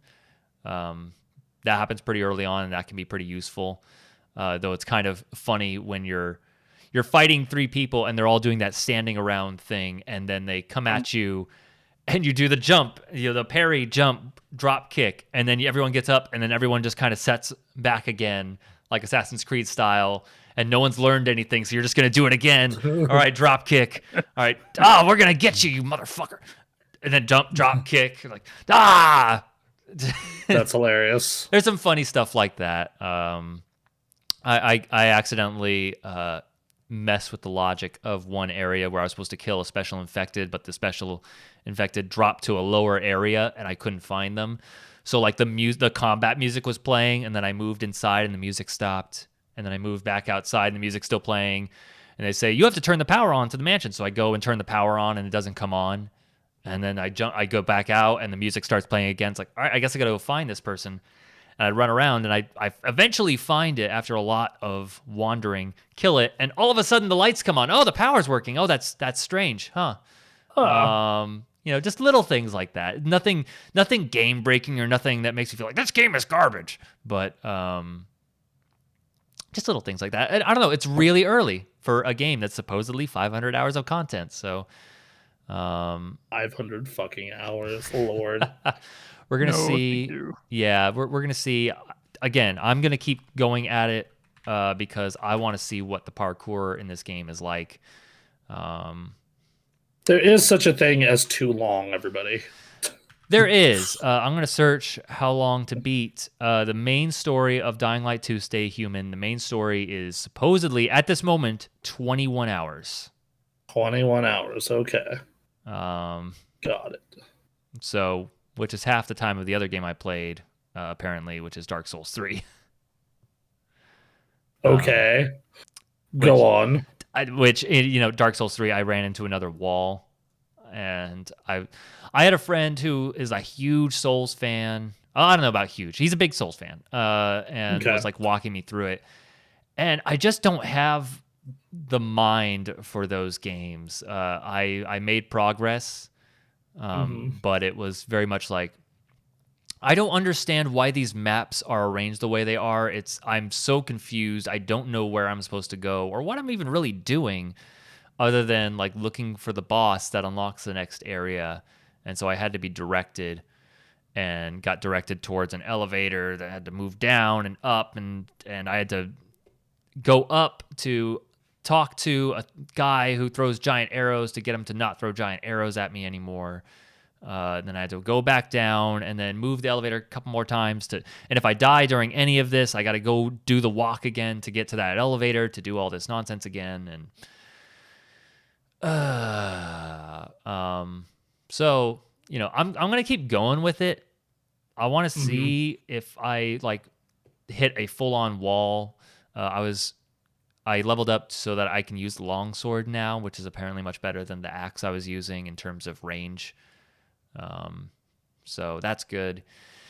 And yeah, I'm gonna keep going. But right now, it happened at one point where I needed to make this one run to an area. I died along the way, and it was a big long run. And I went back to that bonfire. I'm like, nope, that's enough for today. We're done. I'm just gonna jump out of here. So, Dark Souls 3. I don't know.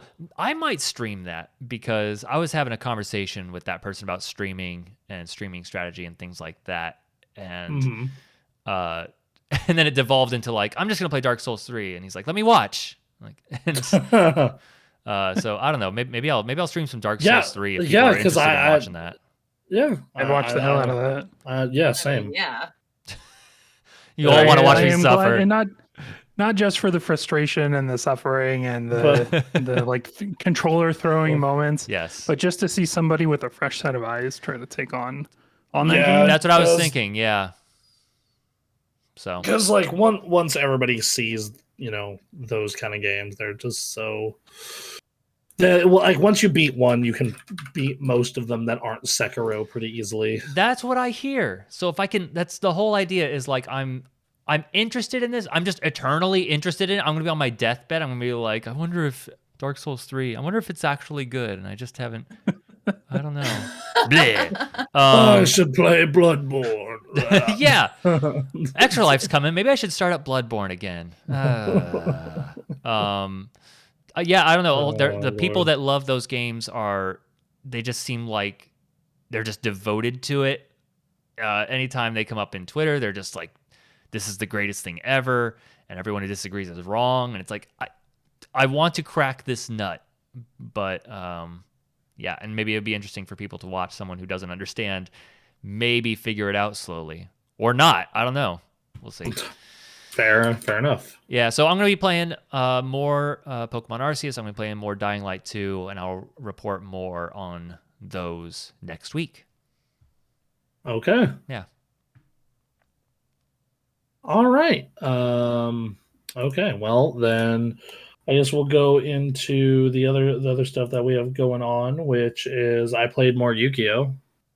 You did play more YuGiOh. I played a lot more YuGiOh, man.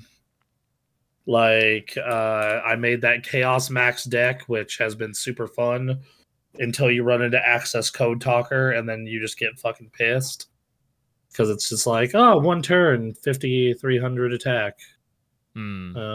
Right. Yeah, so, Goddamn. Yeah, so there's that. Not much else really to say about it. It's, it's a good time. It seemed like a lively stream. You got a couple people watching you and helping you out. Yeah, the YuGiOh community is really social and cool, as it turns out. Nice.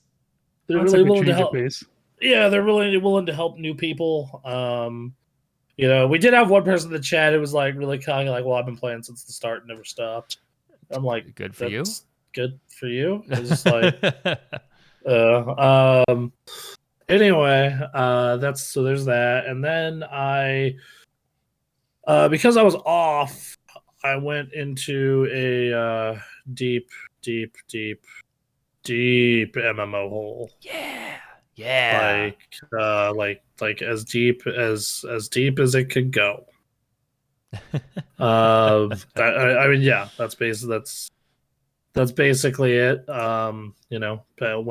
Went as deep as I could go into that MMO hole, and I came out of it really appreciating both games I played, which were World of Warcraft and Final Fantasy XIV.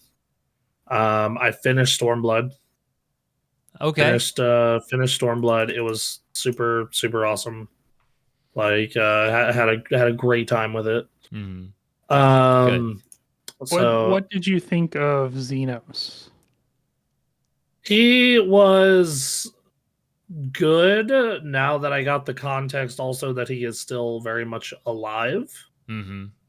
Like I actually really liked him and like how just threatening and imposing he was. Mm-hmm.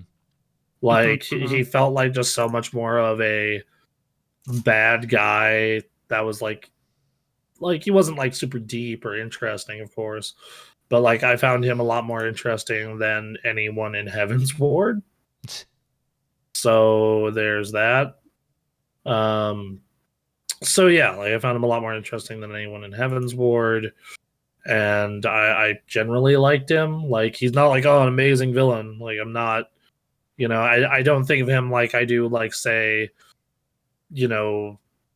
like Sin from Final Fantasy X or Sephiroth from 7, right? Or like what else? Who else would I think of? Like or like or Kafka, or like Arceus from World of Warcraft.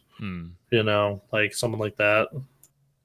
So yeah, he's a very simple character, and there's an appeal to that. Yes, I do agree with that.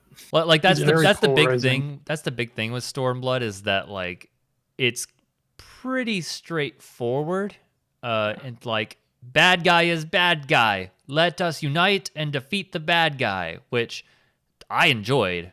But especially coming off of Heaven's Word, like I get it. Yes, but yeah, Xenos. I am a fan of Xenos, but I can't say why. You'll find out. Yep. Also, yes, just hearing his voice, he has a really good voice. I'll listen to Xenos monologue. Yeah, you'll listen to him monologue. Okay. Yeah. Yeah, Stormblood. And now you got to get through the post Stormblood stuff, and then oh shit. Yes. Shit goes down. So I'm in the post game right now, where the ex viceroy murders the fuck out of her abusive parents. Right. And like I just got to that part. I'm hoping to get through the rest of Stormblood tonight. That's the hope, at least. I still have to make dinner and go to bed somewhat early for work, but you posted something in the Discord about Asahi. Yeah, I really liked him at first because I liked the idea of like a dude on the inside who's like, a dude on the inside, right? Who's like, oh, okay, all right. So there's like nuance to the Empire, right? Mm-hmm. And then like he just ends up being a fucking dick. Like that was oh boy. Oh man. Yeah. Okay. That guy's a dick. Yeah, that's a good way to sum him up. That's a good. Yep. Yeah, because like at first I was like, oh, that's actually like a really novel, interesting idea. Someone in the Empire with like some nuance to him. That's cool. I mean, and yeah. And then just crush my hopes and dreams. I'll just say you'll get the best of both worlds eventually. Okay. Yeah. Cool. All right. Cool. Gosetsu is still amazing. I love him. Gosetsu's great. He is fucking fantastic. Yep. Who does not love Gosetsu? Like crazy people. That's who. When he got swept away, it's just like shit. I posted that about that, and I was just like, huh. Okay, like I was like very, very upset. Yeah. But why? No. Yeah, like why would you kill my favorite character so far? Like that's basically where I was at. Like I was just like, motherfuckers. Because they knew it would tug at your goddamn heartstrings. So yeah, I really like that. I continue to struggle with the gameplay part of this game. Especially when playing it like right next to World of Warcraft. Right. Because like here's Xenos, like, because just like I'll play like my Frost Mage or my Fire Mage in WoW, and like combat is quick and snappy and fun, and like all the hits have real impact, and like the I'm like I have crazy shit going on. Like the way World of Warcraft, like, you hit a dude and you get a crit and those numbers pop, it just feels real good. And the way movement works and everything, versus Final Fantasy, it has a longer GCD, which I play Black Mage, so I almost never have to worry about that because everything just takes so long to cast. You don't have to worry about that ever. Even with speeding shit up. But like everything feels a lot floatier, I guess, is the best way I would describe it. And like I see the big flashy impact, but it like doesn't sound like it or feel like it a lot of the time. Like, yeah, I see Fire 4 go off and I see the big fucking explosion that it is, but like unless you get a really big crit, you don't really see the number pop off too much. Like you don't like, and this is a problem for WoW too, but also like I have no concept for the end game because the leveling experience is very easy when going through dungeons and trials. Like it just is. You know, I've also gotten a few commendations as a DPS, so I'm probably doing something right. Right. Yep. I will say that as they progress with mechanics and gameplay design as you go through the games, moves and stuff do start to feel a lot meatier. Like a Samurai is my main, and I didn't really feel like I had a really meaty attack until unfortunately until I hit 90 and got my like capstone ability, and that thing feels like it's gonna fuck some people up. Yeah, so the thing is though is I got like Foul, which I've heard after, you know, Xenoglossy. It's like my big fucking fuck you attack. Like I just it's fine. Like it feels fine. And like you only get it every certain amount of time versus like I'm casting Frost Orb and WoW and getting like 7 crits in a row and getting that boom, boom, boom, boom, boom going off. And just like it's you know, it is more mechanically satisfying. Like I can't tell you anything about Final Fantasy's high level stuff. I don't know if they even have an equivalent to Mythic Plus, which is what I've been running. You know, so we'll see. But like that's my biggest like difference between the two and then World of Warcraft has a bunch of terrible systems that thankfully but I'm referring to like dungeon content, not raid content. You know, anything that's like 5 people or less, that's a challenging thing because that's what I'm doing in WoW right now because I'm not putting up with the systems you need to do to be able to raid on heroic or higher. Like I'm just not doing that. Like fucking you can go fuck off with your Torghast. Sure. So yeah. Avian in chat says ultimate. Yeah, that's what I was referring to. Yeah. Okay. Yeah. So but it's been really cool. Like I said, gonna get into Shadowbringers. Probably not in the next 2 weeks because Lost Ark comes out on Tuesday, and then you have Horizon in like 19 days or whatever. Or no, sorry, at this point it's 12 days. So, but yeah, I hopefully the next couple weeks I get to start progging Ultimate. Right on, That's go exciting. for it. Yeah, do it, live it, be it.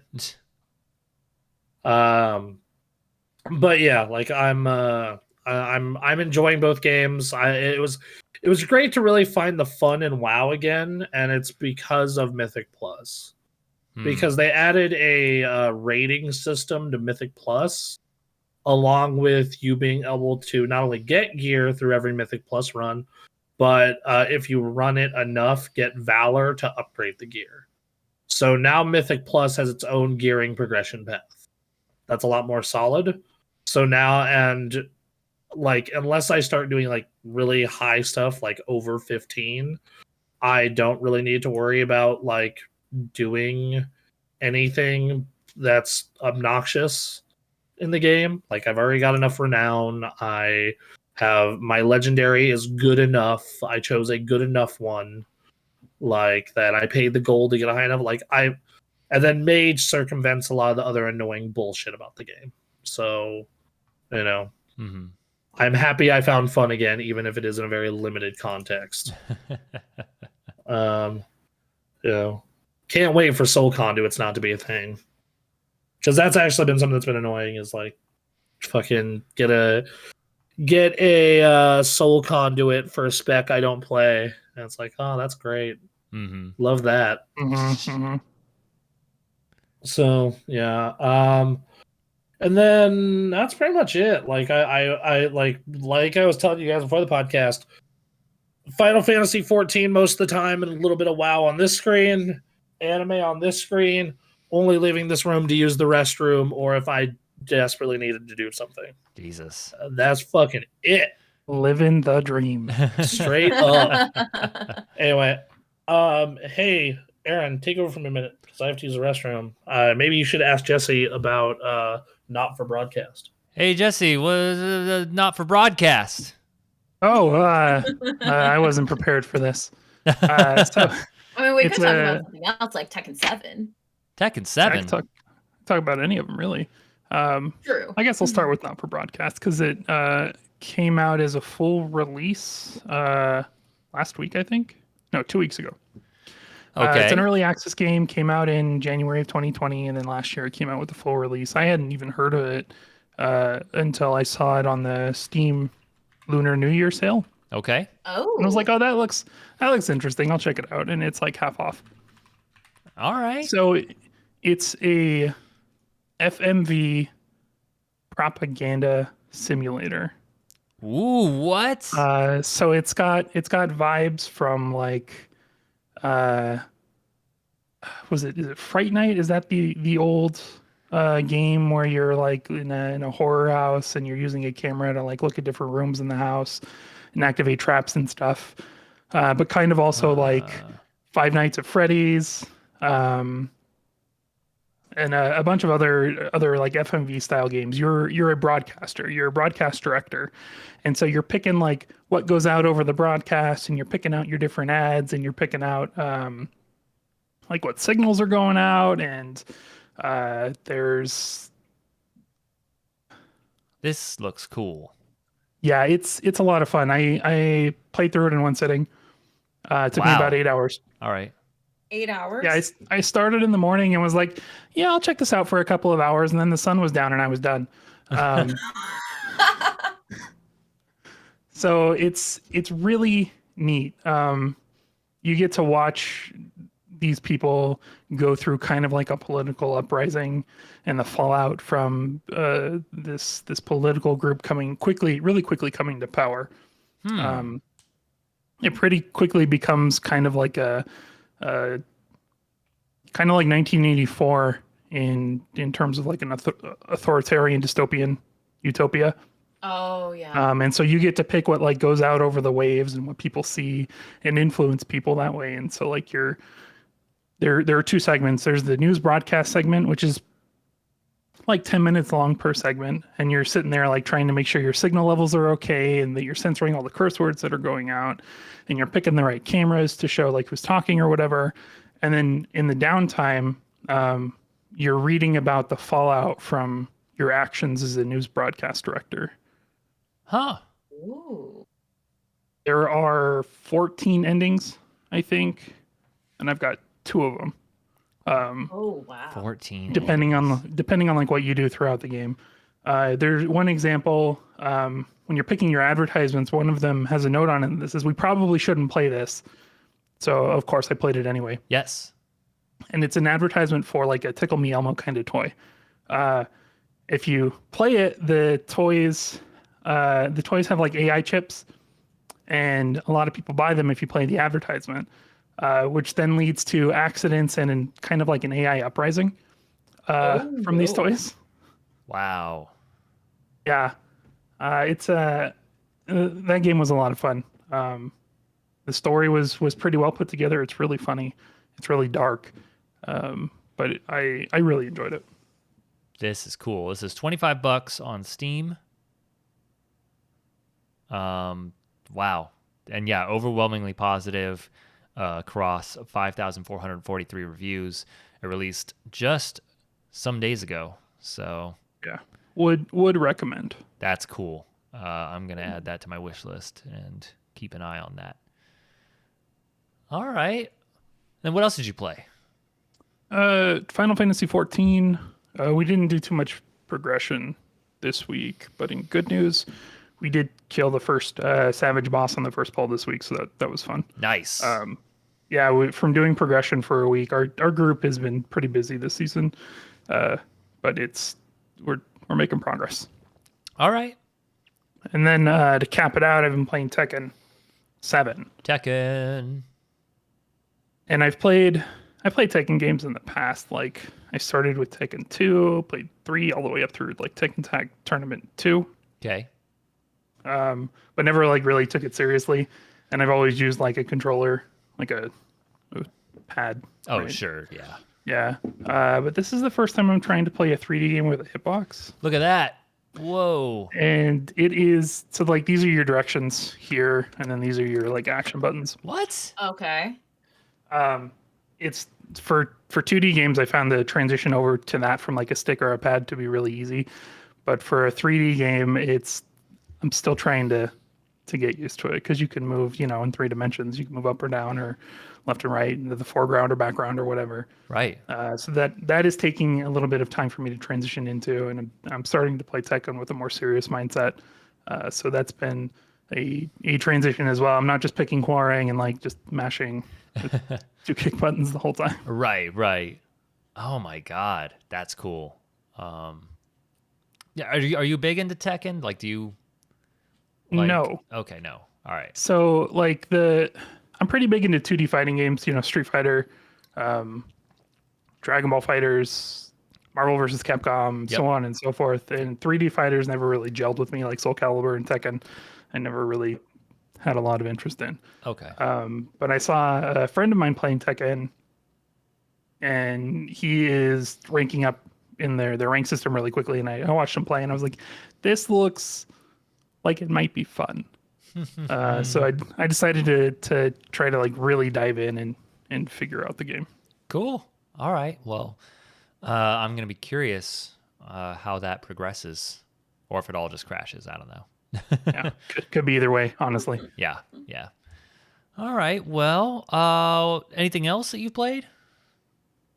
I started playing Path of Exile again last night because the new league came out. Did you now? But I can't talk a whole lot about it. That game sucked away so many hours of my life in the past. Right. And I haven't played it in like 3 or 4 leagues. So I came back to it. I'm like, this is all new. I don't know what's going on. Oh, God. Okay.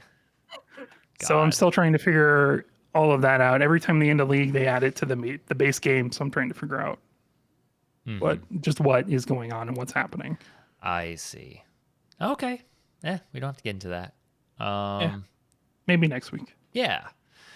Yo, Emily. What have you been up to? Whole lot of nothing. Although I did get through my my Animal Crossing shit this morning, so. Oh, did you are you doing the bells thing? Turnips and all that fun shit, as you That's do right. on Sundays. Yep. The stock market. I was told to check. I forgot. Oh. Here, I got to go grab my Switch. Yeah. Are you You're a little late because she's on your island until at least noon. Oh, does she go away? Yeah. That's right. I forgot. She's not there for the whole day. She's only there until noon. That's But fine. you can tweak your Switch if you really want to. If I really want to, but honestly, what I'm doing it for at this point is for other people. I have other friends that mess around with stock market stuff.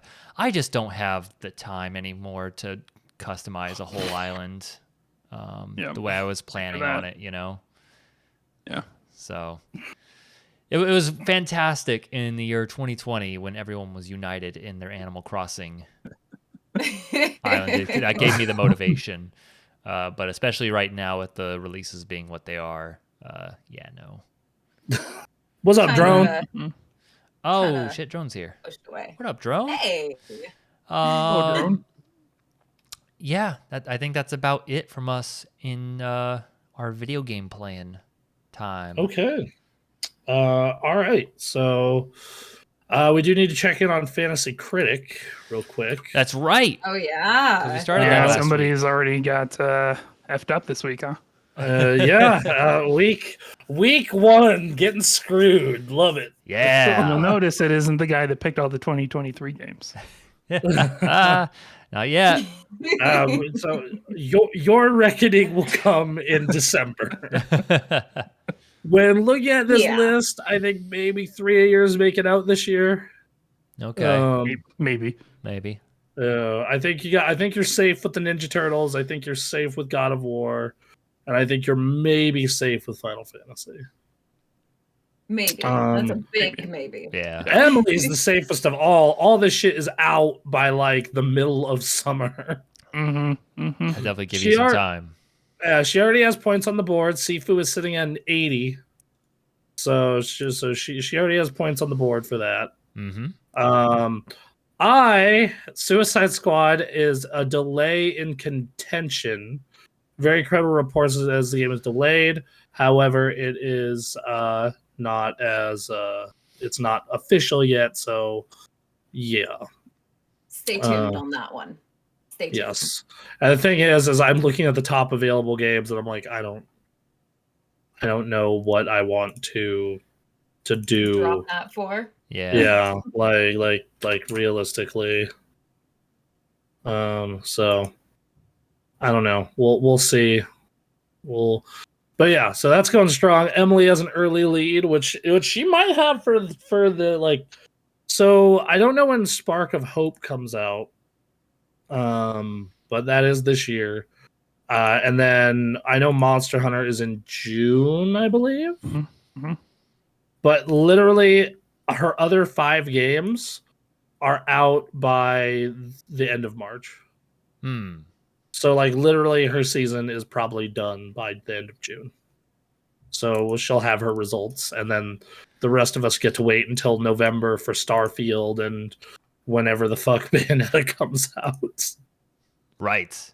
Whenever that and happens. And then 2023 God of War Ragnarok is probably second half. Breath of the Wild, if it comes out, is second half. So we'll see. Currently outside tearing apart a chicken coop, preparing a new one coming tomorrow. So mostly lurking. Okay, right on, man. Have fun with your chickens. Yeah. Chickens. All right, I think that's basically it. We got anything else? I think we have a show. We have a show. Wow, the show is really lean this week. Hey, it's been part of our process of trying to condense things down a little bit, try to make it a little more compact of a show. So we put it down from 3 to 2. All right. I think I think that's perfectly reasonable. So that's reasonable. Yeah. Good. All right. Okay, everybody. We'll catch y'all next week. We love you, and you have yourself a great day. See you guys. See ya.